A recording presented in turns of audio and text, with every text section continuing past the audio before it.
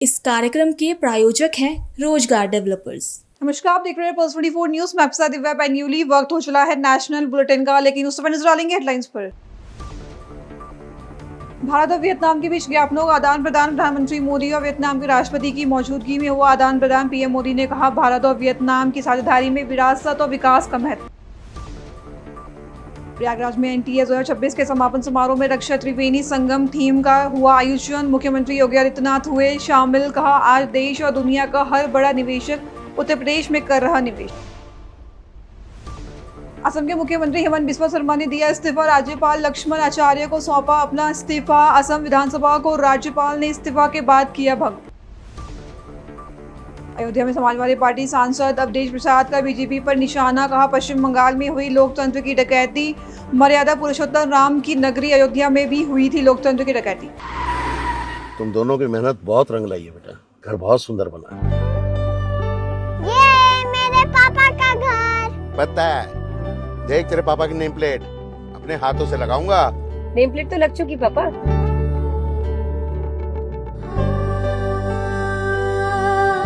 असल मेहनत तो आपने किया पापा, मुझे इस काबिल बनाने के लिए। वो जिंदगी भर किराए के मकान में रहे, लेकिन आज ये घर मेरा नहीं, ये है मेरे पापा का घर।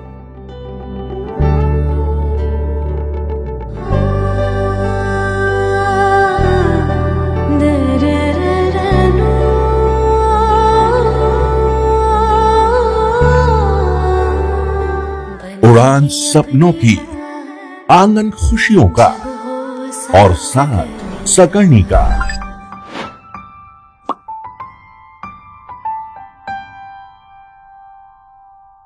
60 वर्षों से आपके साथ मनोरंजन और संस्कार का संगम, जानवी मैगजीन।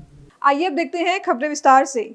दिल्ली में प्रधानमंत्री मोदी और वियतनाम के राष्ट्रपति टो लैम की मौजूदगी में भारत और वियतनाम के बीच ज्ञापनों का आदान प्रदान हुआ, जिसके बाद पीएम मोदी ने कहा कि राष्ट्रपति टो लैम का भारत में स्वागत है। इन्होंने भारत की यात्रा की शुरुआत बोध गया से की थी। यह हमारे दोनों देशों की आध्यात्मिक परंपराओं को दर्शाता है। भारत और वियतनाम की साझेदारी में विरासत और विकास का महत्व है। पिछले वर्ष जब भारत से बौद्ध अवशेष वियतनाम गए तो उनके दर्शन 1.5 करोड़ से अधिक लोगों ने किए थे।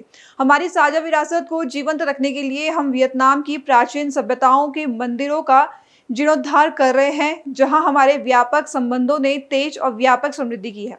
Your excellency, general secretary and president To Lam, दोनों देशों के डेलीगेट्स, मीडिया के साथियों, नमस्कार, सिन चाओ। प्रेसिडेंट तोलम का भारत में हार्दिक स्वागत करते हुए मुझे अत्यंत खुशी हो रही है।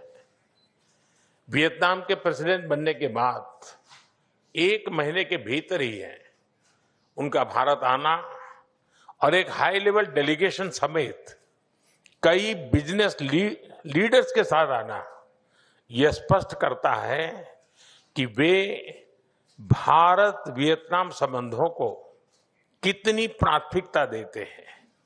इतना ही नहीं, उन्होंने भारत की यात्रा की शुरुआत बोध गया से की। यह हमारे दोनों देशों की साझा सभ्यतागत और आध्यात्मिक परंपरा को दर्शाता है।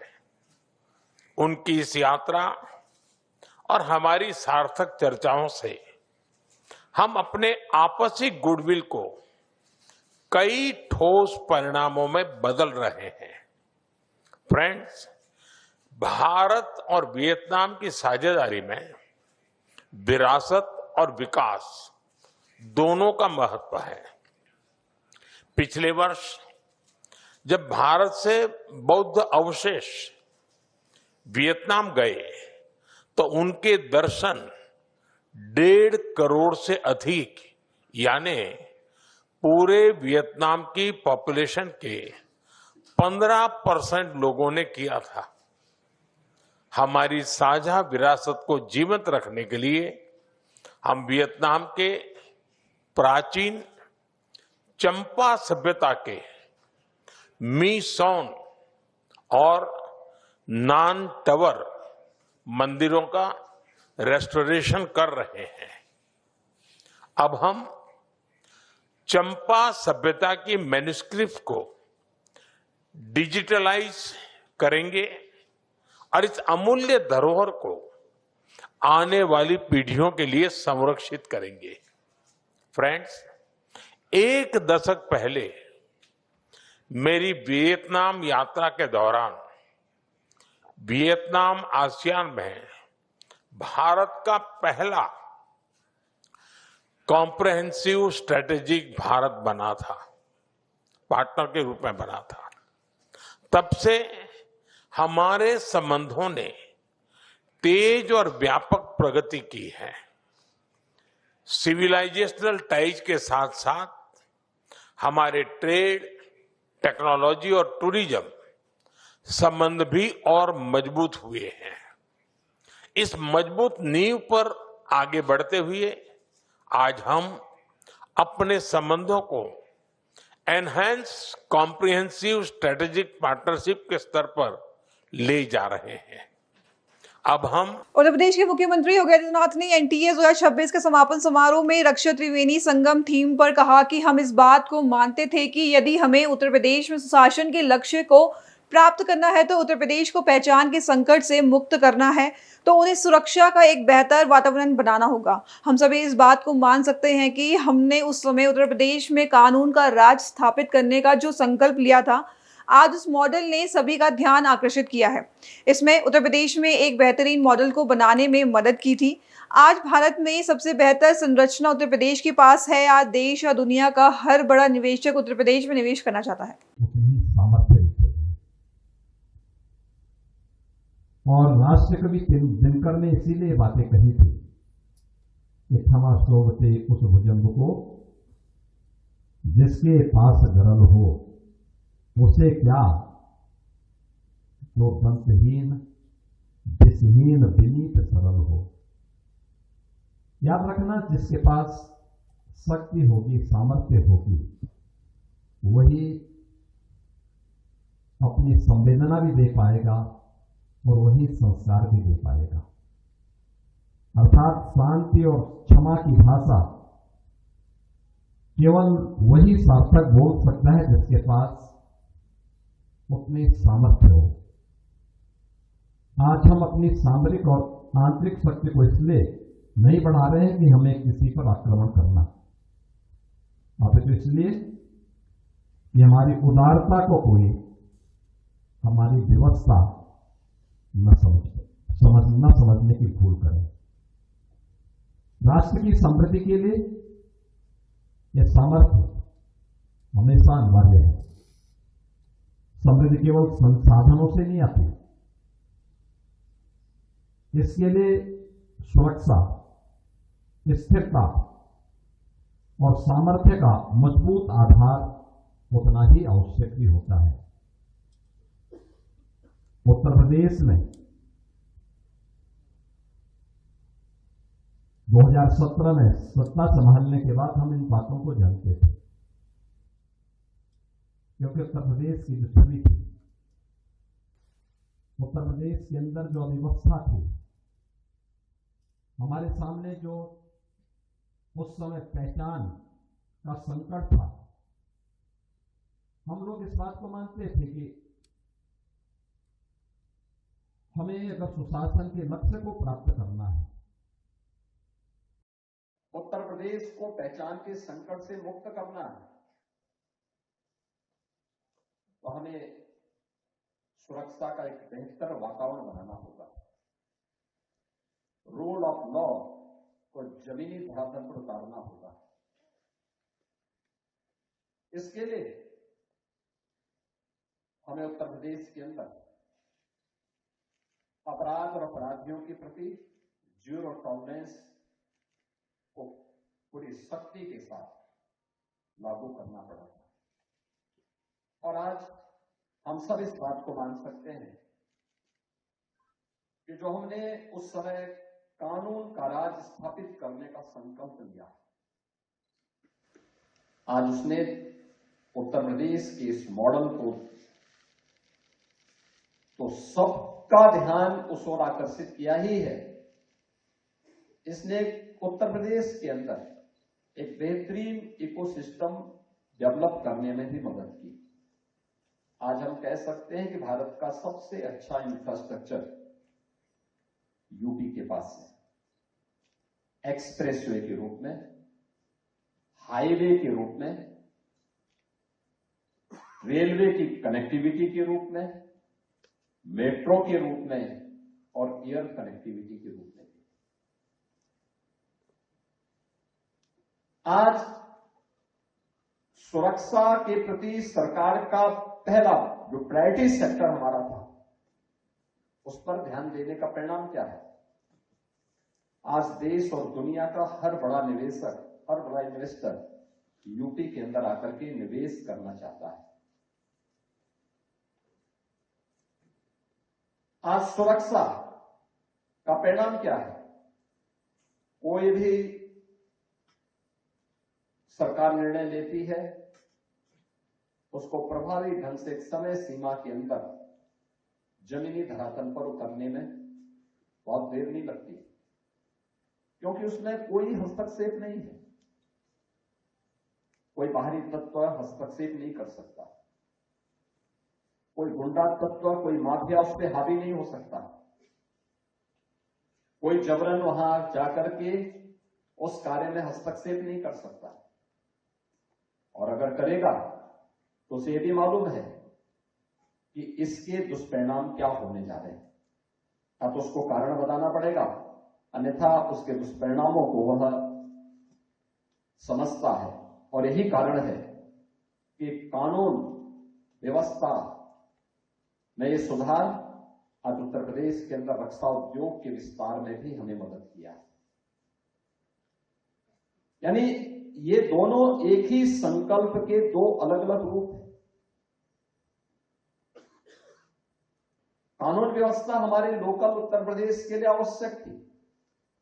असम के मुख्यमंत्री हेमंत बिस्वा शर्मा ने असम के राज्यपाल लक्ष्मण आचार्य को अपना इस्तीफा सौंपा, जिसके बाद उन्होंने कहा कि मैंने और मेरे मंत्रियों ने लोकतांत्रिक परंपराओं का पालन करते हुए अपने त्याग पत्र राज्यपाल के समक्ष प्रस्तुत किए। मैंने राज्यपाल को विधानसभा भंग करने का परामर्श भी दिया, जिसके बाद राज्यपाल ने असम विधानसभा को भंग कर दिया है।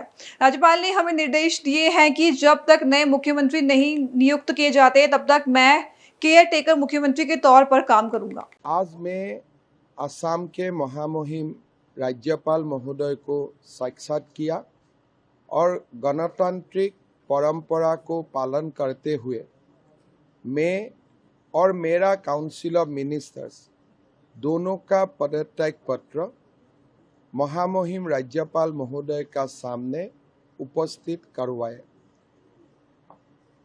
साथ में हमारे जो विधानसभा है उसको भी भंग करने के लिए मैं महामहिम राज्यपाल महोदय को परामर्श दिया। मेरा पदत्याग पत्र, मेरा मंत्रिसभा की पदत्याग पत्र दोनों राज्यपाल महोदय ने स्वीकार किया और राज्यपाल महोदय ने असम विधानसभा को भी भंग कर दिए। जब तक नया मुख्यमंत्री का शपथ नहीं होते हैं, जब तक नया मंत्रिसभा का गठन नहीं होते हैं, तब तक मुझे और मेरा मंत्रिसभा को केयर टेकर रूप से काम चलाने के लिए राज्यपाल महोदय ने निर्देश दिया।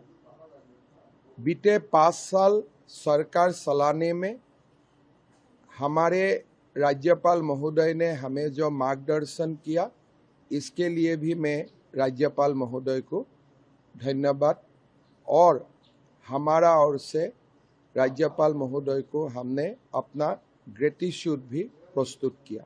राजस्थान बीजेपी अध्यक्ष मदन राठौर ने पश्चिम बंगाल की मुख्यमंत्री ममता बनर्जी के इस्तीफा ना देने पर कहा कि ममता बनर्जी में कोई नैतिकता नहीं है। यदि उनमें नैतिकता होती तो मुख्यमंत्री रहते हुए ईडी के दफ्तर में जाकर अपने पद का दुरुपयोग नहीं करती।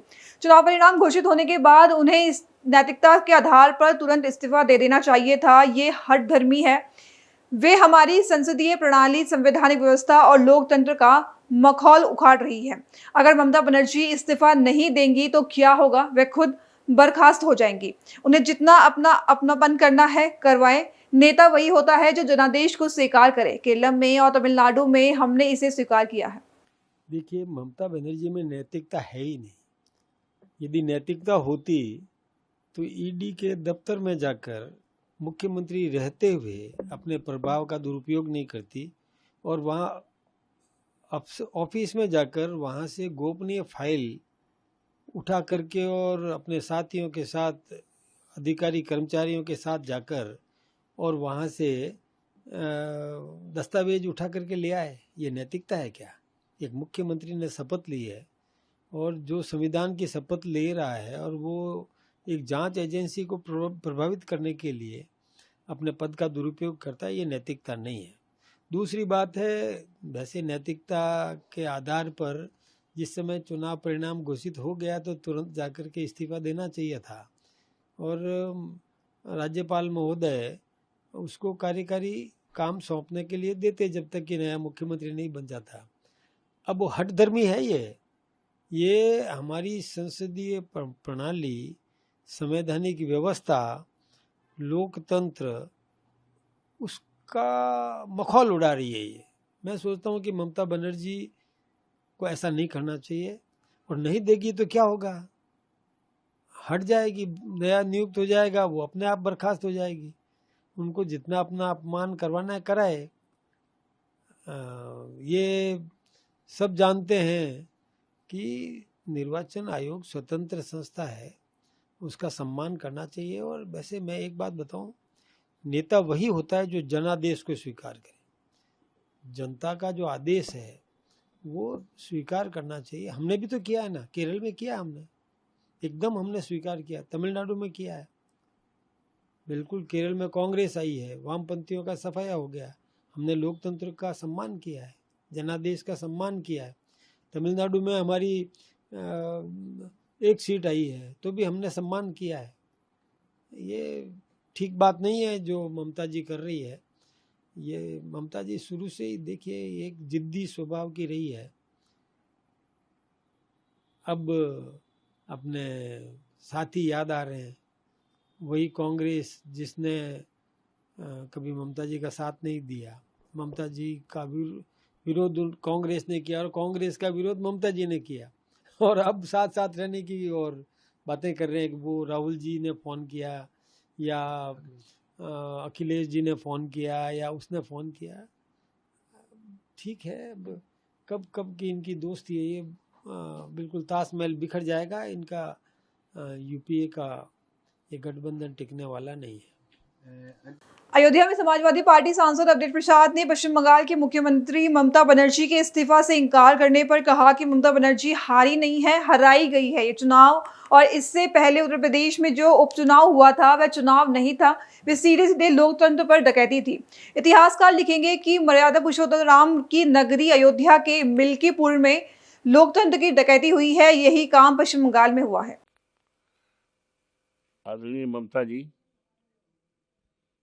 हारी नहीं है, हराई गई हैं। और ये यहाँ का चुनाव और इसके पहले उत्तर प्रदेश में जो उपचुनाव हुए थे वो चुनाव नहीं था, सीधा सीधा लोकतंत्र पे डकैती थी। कभी इतिहास लिखा जाएगा तो इतिहासकार लिखने को मजबूर होगा। मर्यादा पुरुषोत्तम राम की धरती अयोध्या स्थित मिल्कीपुर के उपचुनाव में सीधे सीधे लोकतंत्र की डकैती हुई है। सरकारी अधिकारियों ने, पीठासीन अधिकारियों ने और बीजेपी के छंटे हुए कम से कम 5,000 नौजवानों को इकट्ठा किया था, जिनका कोई ताल्लुक, कोई संबंध मिल्कीपुर से नहीं था। फर्जी वोट डलाया गया और एक टारगेट रखा गया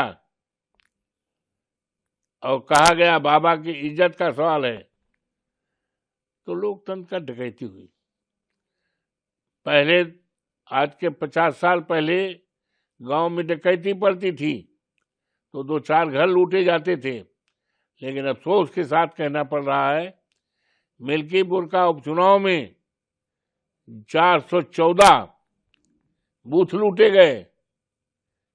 इसकी शुरुआत और अन्य उपचुनाव में भी यही हुआ। तो वही काम जो है पश्चिम बंगाल में हुआ है। ममता जी हारी नहीं, हराई गई हैं। ममता जी के साथ देवतुल्य मतदाताओं की भारी भीड़ है, भारी बहुमत है, जनता का बहुमत उनके साथ है।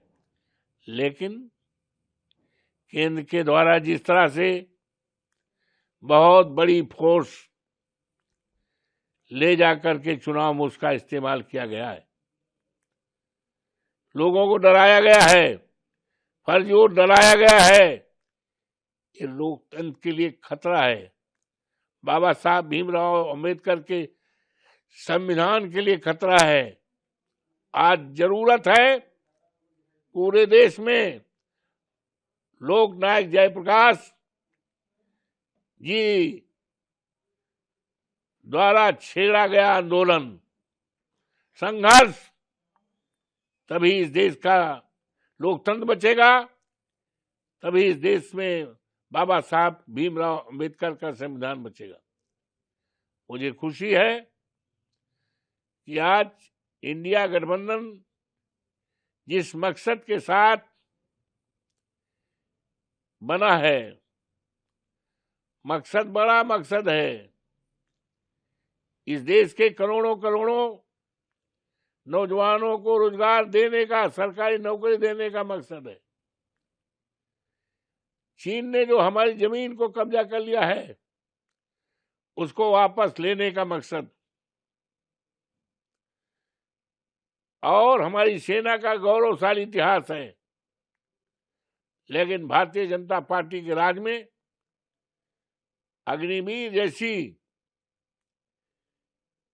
सेना में व्यवस्था करके हमारे देश के नौजवानों का मनोबल तो गिराया है। ये सेना का अपमान है। सेना के सम्मान को बनाने के लिए और जैसी पहली व्यवस्था थी भर्ती को व्यवस्था कायम करने के लिए, देश में आपसदारी, सद्भाव, भाईचारा और किसानों का सम्मान जैसे तमाम महत्वपूर्ण मुद्दों को लेकर इंडिया गठबंधन का उदय हुआ था। आज वो मकसद पूरा भी नहीं हुआ है। मुझे खुशी है हमारे सभी नेताओं ने एक मन बना लिया है। इंडिया गठबंधन में किसी प्रकार की दरार नहीं होने पाएगी और इस देश में लोकतंत्र को बचाने के लिए, बाबा साहब भीमराव अंबेडकर के संविधान को बचाने के लिए हमारा इंडिया गठबंधन मजबूती के साथ आगे बढ़ेगा और ममता जी के साथ पूरा देश है। संविधान में विश्वास करने वाले लोग, लोकतंत्र में विश्वास करने वाले लोग, ऐसे तमाम सम्मानित देशवासी ममता जी के साथ हैं। मध्य प्रदेश के जिला दमोह में भारतीय जनता पार्टी के पश्चिम बंगाल, असम और पुडुचेरी में जीत पर जिला बीजेपी कार्यालय में उत्सव मनाया गया, जहां कार्यक्रम में प्रहलाद सिंह पटेल, पूर्व राज्य मंत्री जालम सिंह पटेल और राम स्नेही पाठक मौजूद रहे, जहां कार्यकर्ताओं ने आतिशबाजी और विजय जुलूस निकालकर खुशी जताई। इस दौरान नेताओं ने जीत को कार्यकर्ताओं की मेहनत और पीएम नरेंद्र मोदी के नेतृत्व में जनता के विश्वास का परिणाम बताया। तो वहीं पूर्व राज्य मंत्री जालम सिंह पटेल ने भी कार्यकर्ताओं को बधाई देते हुए कहा कि बीजेपी लगातार देश भर में अपने संगठन को मजबूत कर रही है और जनता का भरोसा पार्टी के साथ बढ़ता जा रहा है। वहीं जिलाध्यक्ष राम स्नेही पाठक ने सभी कार्यकर्ताओं का आभार व्यक्त करते हुए आगे भी इसी ऊर्जा के साथ कार्य करने का आह्वान किया। बंगाल विजय राष्ट्रवाद की विजय। मैं बंगाल के कार्यकर्ताओं के चरणों में नमन करता हूँ।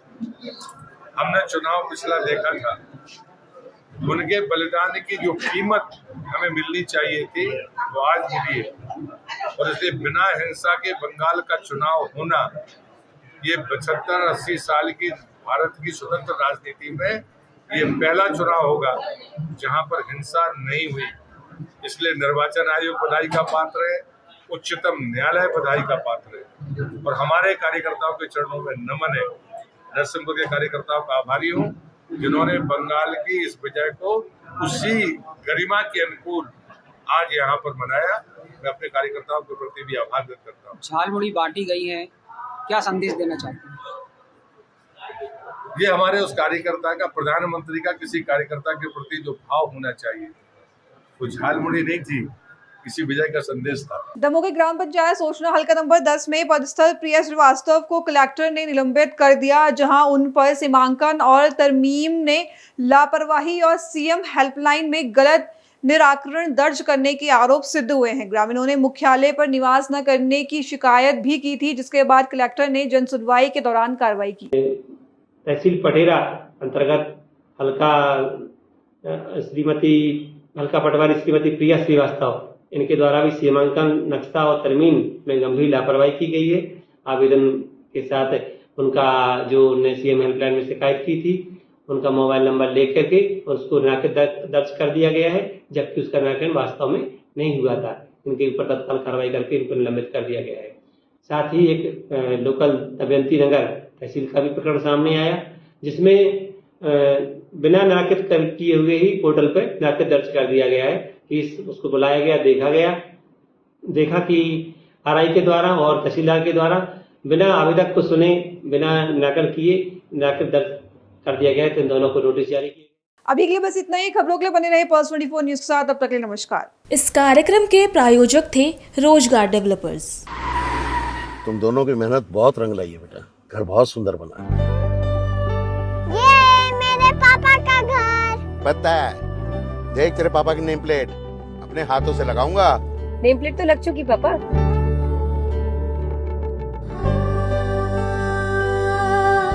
असल मेहनत तो आपने की पापा, मुझे इस काबिल बनाने के लिए। वो जिंदगी भर किराए के मकान में रहे, लेकिन तो आज ये घर मेरा नहीं, ये है मेरे पापा का घर।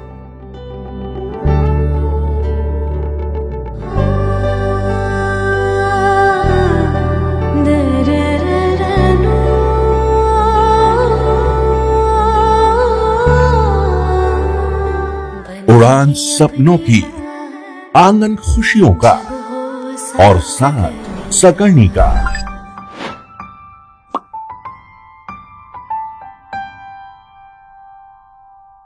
60 वर्षों से आपके साथ मनोरंजन और संस्कार का संगम, जाह्नवी मैगजीन।